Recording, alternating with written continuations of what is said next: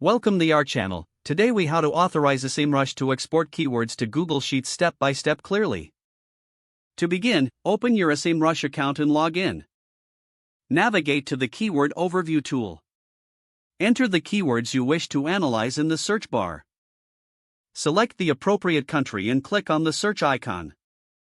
Once the results load, locate the Export button at the top right corner of the page. Click on the Export button to reveal the available export options. Choose Google Sheets from the export options. A dialog box will appear prompting you to authorize SEMrush to access your Google account. Click on the Connect to Google Sheets button. A new window will open, asking you to choose the Google account you want to connect. Select your Google account and click Allow to grant the necessary permissions. After authorization, return to SEMrush. You will now see an option to export your keyword data directly to your Google Sheets. Click on the Export to Google Sheets button. The data will be processed and sent to your selected Google Sheets account. You can now open Google Sheets to view your exported keywords. Review the data in your Google Sheets to ensure everything is correct. You are now ready to analyze your keywords further in Google Sheets. If the page does not load, refresh the browser or try again in a private or incognito window.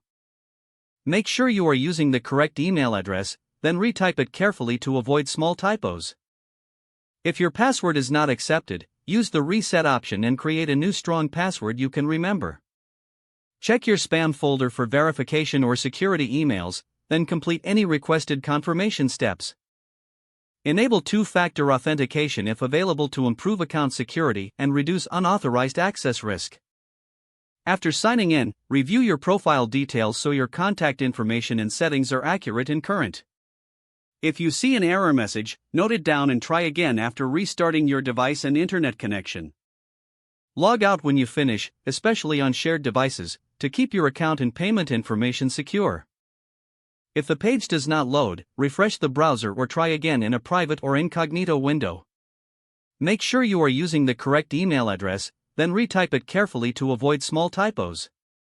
Don't forget to like this video and subscribe to our channel for more step-by-step tech guides.